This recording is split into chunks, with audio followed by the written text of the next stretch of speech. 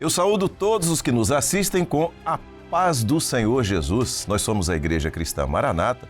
Estamos dando início agora a um programa, o nosso programa semanal, o nosso conteúdo, que traz esclarecimentos para você acerca do momento profético que nós estamos vivendo. Por isso que você não pode perder esse programa. Coisas novas vão ser transmitidas aqui, você vai tomar conhecimento, isso é muito importante, até para você tomar uma decisão acerca da sua experiência com Deus, da sua vida eterna. E eu quero te dizer o seguinte, esse programa, ele faz parte de uma sequência. O programa anterior é base para o de hoje, que é base para o próximo programa. Então, se por algum motivo você não assistiu ao programa anterior ou aos programas anteriores, eu convido você a acessar o nosso canal no YouTube, o QR Code está aqui na tela, você pode apontar a câmera do seu celular para ele, acessar o nosso canal e ali você vai ter toda a sequência deste programa que fala sobre o livro do Apocalipse, sobre o plano profético de Deus nas 7 cartas do Apocalipse. E agora, você vê os pastores que estamos aqui no estúdio hoje para esta edição do programa e eu começo cumprimentando o pastor Gedeu Tigueiros, que é o presidente da Igreja Maranata. A paz do Senhor a todos. Amém. Pastor Gedeu Tigueiros, pastor Gilson Souza, a paz do Senhor. A paz do Senhor, pastor Josias, a paz do Senhor, os companheiros, a paz do Senhor aqueles que nos acompanham hoje. Muito bem. Pastor Júlio Filgueiras, a paz do Senhor Jesus. Paz do Senhor aos companheiros e a todos que participam conosco. Pastor Douglas, paz do Senhor. A paz do Senhor a todos, aos pastores. Pastor Jerônimo, paz do Senhor Jesus. Paz do Senhor a todos. Pastor Sérgio Souza. Paz do Senhor a todos também. Pastor Edson Ian. Paz do Senhor a todos. E nós vamos dar início ao assunto que vamos abordar hoje. Estamos na carta à igreja de Sardes. Se você quiser, abra a sua Bíblia e ao abrir a sua Bíblia, você pode ler no livro do Apocalipse, a partir do capítulo 3, ou no capítulo 3, a partir do primeiro verso, você acompanha a igreja de Sardes. E a gente vai então chamar aqui o pastor Gedeu Tigueiros e pedir que ele faça essa abordagem inicial. Primeiramente, recapitulando aquilo que já temos falado, a nossa posição hoje diante daquilo que é o profético. Existe história, existe profecia. O cristianismo viveu e tem vivido essa dupla maneira de se comportar. Uma hora ele é histórico, outra hora ele é profético.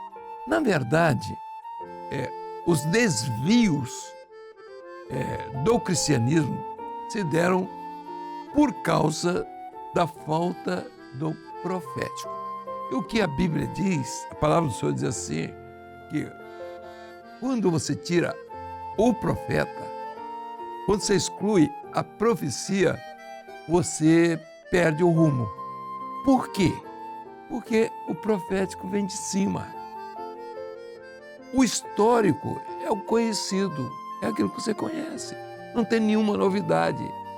É a sua existência, é o seu tempo de vida, é aquilo que conta como experiência de vida. Isso é o histórico. Então, o histórico foi quem, na verdade, encaminhou, de certa forma, a maior, vamos dizer, parte desses 2000 anos, foi quem conduziu o que se chama cristianismo. Por isso, ele deixou de ser evangelho para ser cristianismo. Na verdade, a religião em si absorveu o nome de Deus, de Jesus e do Espírito Santo para simplesmente negar.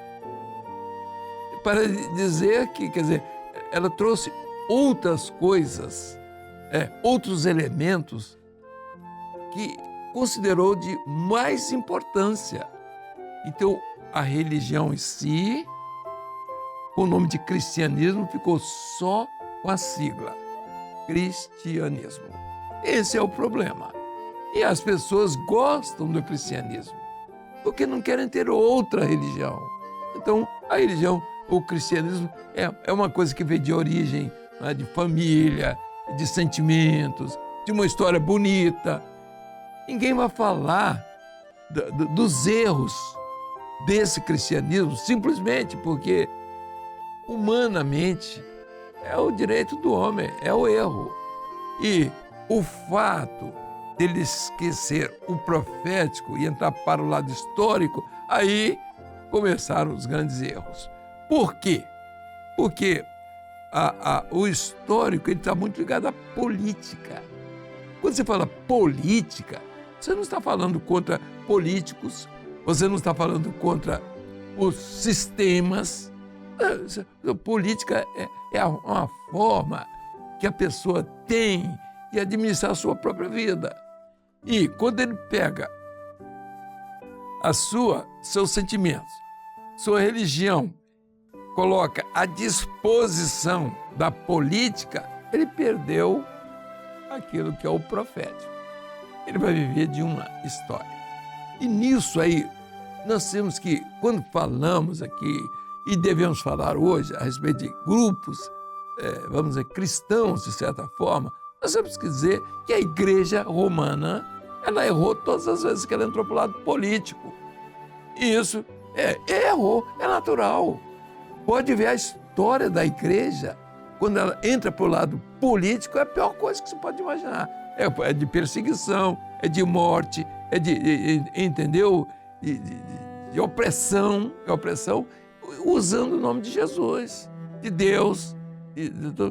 Quantos mortos, quantas perseguições, até aos próprios cristãos, contra cristãos.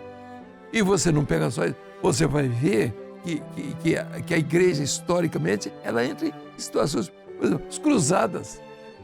Não houve coisa pior do que a igreja, quando ela entrou para o lado das cruzadas. Ela sai lá da Europa, vai se meter lá no Oriente, entendeu? Matando tudo que encontrava pelo meio da rua, nas cidades, homens, mulheres, crianças. Quer dizer, isso é uma história.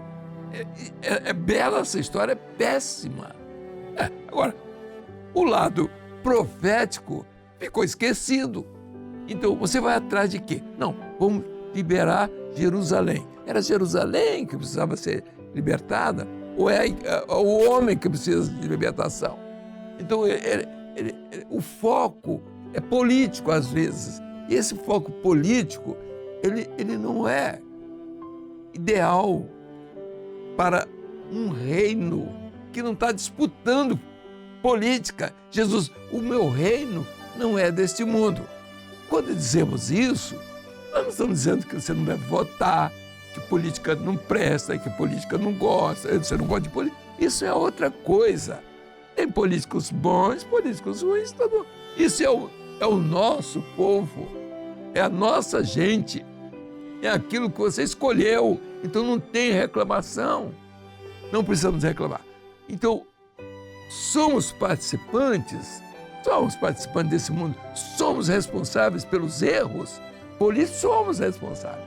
Agora, você não pode trazer isso para dentro do Evangelho, porque você tira a visão da eternidade. E o homem sem eternidade é um barco sem leme, jogado, não é um batel no meio das ondas, num mar revolto, numa noite escura, sem um farol. Então, não é isso que Deus tem para o homem. Então, estamos aqui para avaliar a nossa posição hoje como igreja.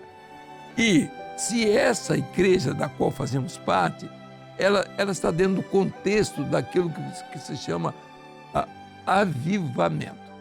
Às vezes você encontra igrejas com nome, igreja em avivamento. Você não pode entender que uma igreja que está morta falar em avivamento.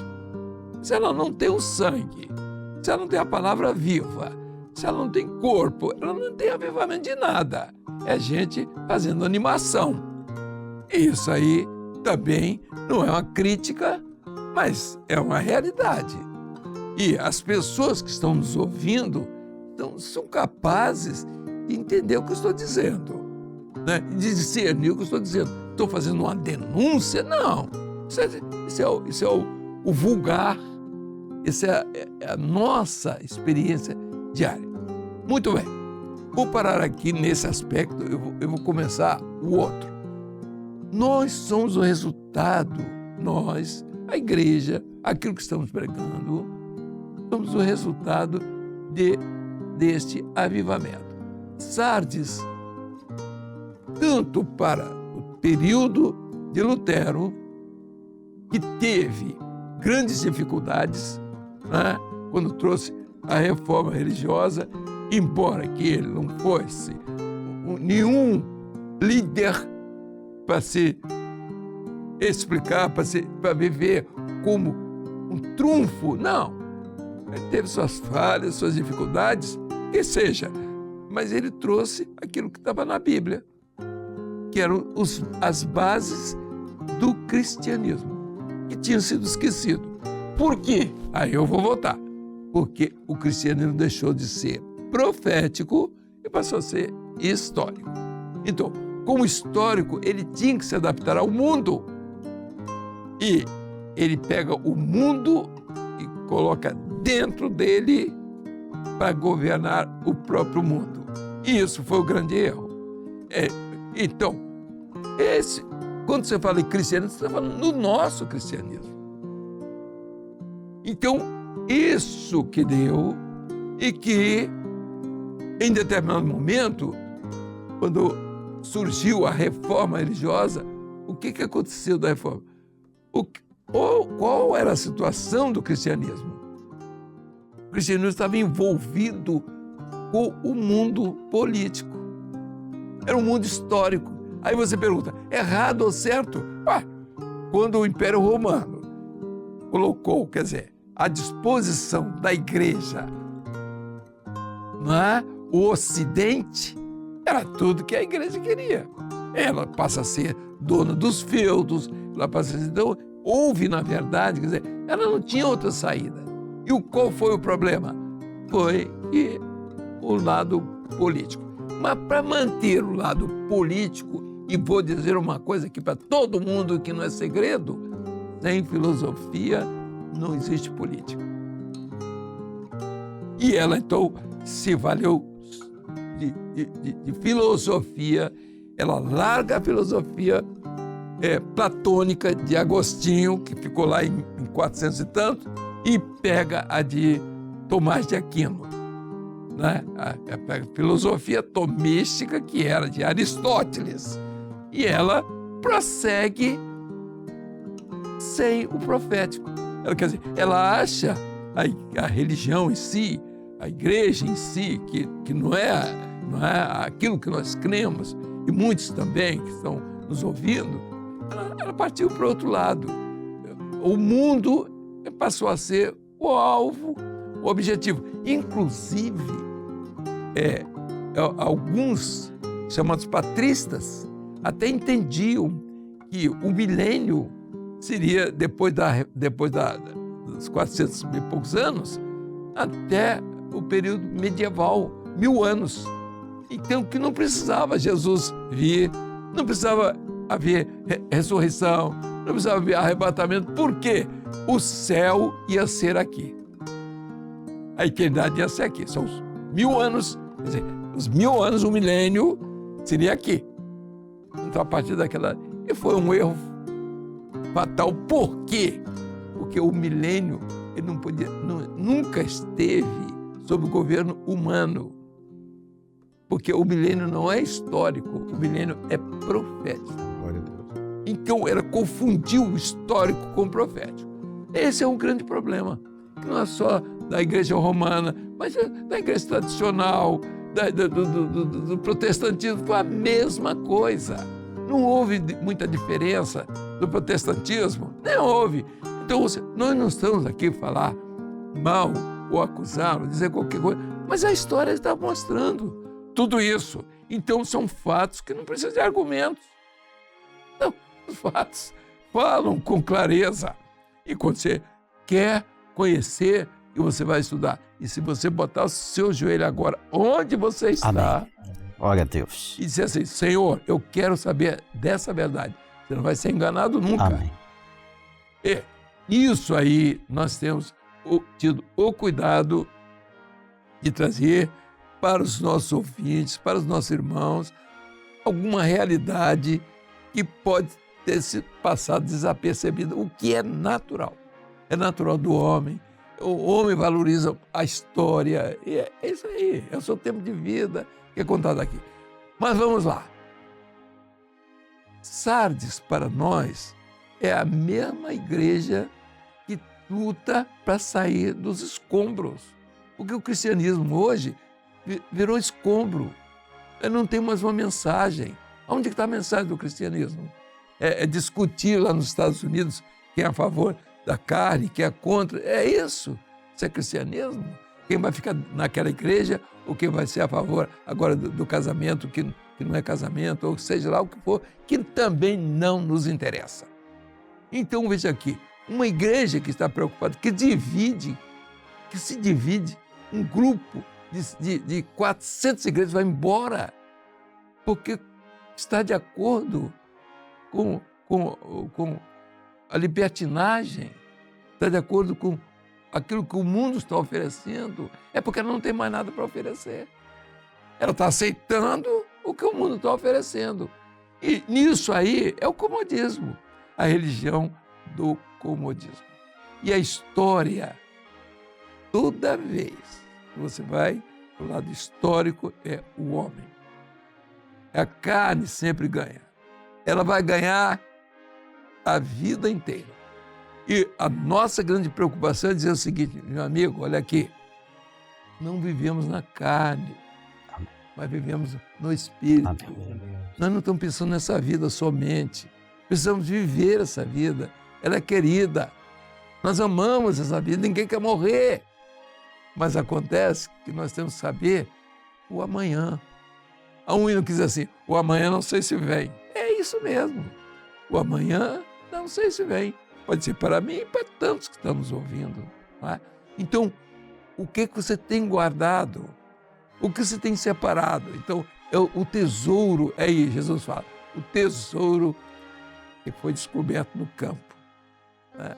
Que a palavra de Deus é um tesouro. Por quê? Porque tira o homem daqui, do chão, e leva o homem para a eternidade. Glória a Deus. Glória a Deus. Então, esse é o nosso sentimento. Amém. Agora, só uma pequena observação, o tempo está passando, está bem rápido, né? É o seguinte, o mundo, depois das guerras, das grandes guerras, da sua industrialização, essa coisa toda, ele passou por mudanças muito sérias. Não é? A filosofia não resolveu o problema da alma, ela não resolve o problema da alma. Os filósofos entendiam, até alguns, que ser filósofo era alcançar a eternidade. E a filosofia não, porque ela é dessa vida, é da razão. E ela não sai dos limites dela, que é da obra criadora. Filosofia é extraordinária, é uma coisa maravilhosa. A razão precisa de filosofia, porque ninguém vive sem a razão. Então, é uma grande necessidade. Agora, ela não pode sobrepujar os anseios da alma, que é diferente. Então, uma coisa são os anseios filosóficos, os anseios da alma. E nós vimos essa mudança, e naturalmente vamos tratar desse assunto na próxima etapa, que ocorreu no mundo inteiro. Há dias atrás falamos a respeito dessa mudança no cenário mundial, quando vimos a situação da igreja romana e também da igreja protestante. E nós temos que trazer com clareza aqui os erros, as falhas que porventura alguns não estão vendo. E a partir de agora precisam ver, até os próprios religiosos, né? Cada um tem o direito de errar, de seguir, de voltar, de andar, e até na justiça, nós vamos ver, o juiz dá hoje uma sentença, no outro dia ele tira tudo aquilo, acabou. E por quê? Aí você pergunta, o que ele fez? Então, a consciência dele mudou, ele não mudou também. Aí você está errado, está certo, isso não é problema meu. As pessoas não vão entender, mas acontece. E é o direito do homem. Então, veja aqui, nós hoje estamos vendo o que aconteceu com o mundo. A profecia é a seguinte, nos últimos dias derramarei do meu espírito sobre toda a carne. Aí veio o profeta Joel, fala antes de Pedro, no Pentecostes. Pedro reforça e diz assim: antes que venha o grande e terrível dia do Senhor. Grande para os fiéis, terrível para os infiéis. Isso é um problema que cabe a cada um o seu julgamento. Então, o que aconteceu nesse período inicial? O Senhor derramou o Espírito Santo. Vou parar um pouquinho mais à frente. Houve o derramamento do Espírito Santo? Houve. Todo mundo sentiu isso. Então, o mundo sai da guerra sem saber o que ia acontecer. E o Espírito Santo, né? Há uma oração do profeta, assim, na ira. Amém. No meio dos séculos lá, lembra-te da misericórdia. Amém. Esse momento da ira, esse momento de destruição, a misericórdia do Senhor, o batismo com o Espírito Santo. Glória a Deus. Dons espirituais. E é a misericórdia de Deus para que o homem viva esse momento. O que aconteceu com a igreja romana? Eles receberam, porque o derramamento do Espírito houve. Eu sou testemunha, pelo menos no meu tempo, eu vi, eu participei, não é, de tudo isso. E eu vou parar aqui. Historicamente, prometo que da próxima vez eu devo falar sobre João 23, foi o Papa simpático, né?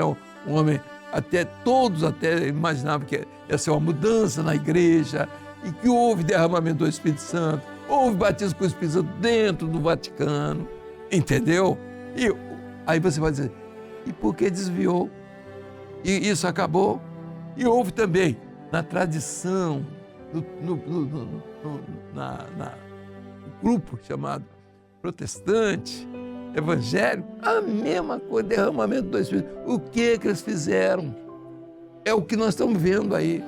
Qual é o resultado daquilo que eles fizeram? Eles foram para que lado? Foram para o lado histórico ou foram para o lado profético? Aí nós vamos dizer, foram para o lado histórico. Então, por isso, os avivamentos perderam a sua finalidade para quem não quer essa bênção. E nós estamos com a responsabilidade de dar sequência Amém. a essa bênção. Assim, meus amados, nós temos muita coisa para falar, mas deixaremos para as próximas oportunidades. Essa explanação que foi feita, que você assistiu aqui, ela já foi bastante elucidativa. E a gente vai ter aqui agora a participação dos demais pastores, no sentido de trazer alguns aspectos dentro desse contexto que o pastor Gideuti trouxe aqui. Eu começo pelo pastor Edson Ian, que sempre nos faz uma associação, né, daquilo que está sendo dito com elementos da história que marcaram esse período. Até pegando aqui um gancho do que o pastor Gideuti falou, do derramamento do Espírito Santo, até mudei meu assunto aqui. Eu vou falar de, em 1900, lá na Califórnia, em Los Angeles, um pastor chamado Charles orou com imposição de mãos sobre uma senhora chamada Agnes Osman, e ela recebeu o dom de línguas. Ali foi um sinal, historicamente é um sinal, quando voltou ao derramamento do Espírito Santo, o dom de línguas, e ali passaram várias pessoas a receberem o dom de línguas. Depois nós já comentamos aqui sobre o avivamento da Rua Azusa, que foi seis anos depois. Lá o pastor William Seymour, ele viu uma casa lá que era uma mercearia que foi abandonada, estava sendo um estábulo, e ele alugou ali, nós vamos ver aí na imagem, ele fez então um casarão, onde passou a ter reuniões, e ali dizem que a 5 quilômetros desse lugar, quando eles se reuniam, eles oravam ali 7 horas, pessoas eram curadas e muitos milagres. Então, só destacando esse fato. Bom. Muito bem. Seja o Senhor. Pastor Gilson Souza. Eu gostaria apenas de levar em conta a expressão que o pastor Gideuti usou na palavra dele, logo no final. Qual foi o rumo que nós tomamos? Tomamos o rumo histórico ou tomamos o rumo profético? Isso. Essa é a nossa preocupação, é nos identificar. Porque na própria carta que o Senhor Jesus escreveu, né, ou mandou João escrever, né, e enviar para a igreja de Sardes, Ele fez questão de mostrar que haveria aquele grupo que iria realmente ficar só com o histórico, mas aquele que iria ficar com o profético. Então ele diz o seguinte no capítulo 3, né, de Apocalipse, verso 2, quando ele diz assim: ser vigilante e confirma os restantes que estavam para morrer, porque não achei as tuas obras perfeitas diante de Deus. Então houve aqueles que não perseveraram nas obras perfeitas diante de Deus, tomaram seus rumos, ficaram no histórico, mas houve aqueles, como é o nosso caso, que nós procuramos manter a vigilância e a confirmação, ou seja, o fortalecimento na fé daqueles que eram os restantes. Por isso, hoje, a grande diferença que nós nos encontramos é de nós sabermos que nós não somos o resultado de um aspecto histórico, não. Nós, como obra do Espírito Santo, nós somos o resultado do cumprimento da profecia do profeta Joel, que foi ratificada ali na expressão do apóstolo Pedro em Atos capítulo 2, aquilo que está acontecendo nos últimos dias. O Espírito Santo sendo derramado e os dons espirituais, Deus usando a igreja. Então essa era a minha contribuição. Amém. Só complementando, pastor Gilson, Atos 2:17 é quando o apóstolo Pedro ele fala sobre esse momento que nós estamos vivendo agora, se alguém quiser conferir na Bíblia. Vamos seguir então com o pastor Júlio. Bem, os pastores já falaram sobre o histórico, sobre o profético. O histórico, ele é da terra, ele é dessa quarta medida aqui, onde os interesses do homem prevalecem. O profético são os interesses do Senhor, do Espírito Santo. Então, se hoje nós temos uma igreja voltada para o histórico, a cada ano que passa está mais longe de Jesus, porque os anos vão se distanciando do sacrifício de Jesus, da sua ressurreição. Muito bom. O profético não. No profético, Jesus é Emanuel, é Deus conosco, porque o Espírito Santo revela Jesus todos os dias.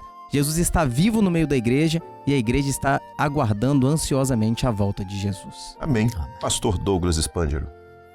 Pastor Josias, assim como no passado a palavra de Deus estava escondida na religião, hoje ela está acorrentada na filosofia, na teologia, mas há um povo que descobriu um tesouro escondido, que é a palavra revelada, que revela Jesus vivo, que fala com a sua igreja. Então nós somos esses restantes, assim como no passado, a figura ali de Lutero, né? No descobrimento da palavra, né? Na libertação da palavra dos mosteiros, hoje é um povo que está descobrindo a palavra revelada pela operação do Espírito Santo. Amém. Pastor Jerônimo. É importante dizer que quando você aceita essa palavra, quando você recebe essa palavra, você tem que deixar algo. É como uma pessoa que encontra o tesouro e aí ele vende tudo que tem para comprar aquele campo. Ou seja, ele ficou sem nada do que era dele. Ele deu tudo que era dele por aquele campo. O evangelho não precisa de nada que é do homem. Tudo vem do Espírito Santo.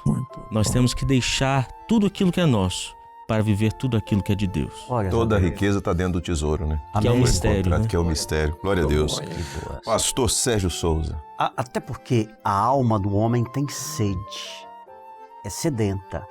E nada que é histórico, terreno, humano, as coisas desta vida, riquezas, tudo isso passa, envelhece, perde seu valor e também, obviamente, não satisfaz a sede da alma do homem. Só o que é profético, só Jesus que está aqui diante de você com o seu Espírito Santo, só Ele pode preencher o vazio que há no coração do homem e lhe dar vida e vida eterna. Só Ele tem a salvação e satisfaz a sede ou sacia a sede da alma do homem.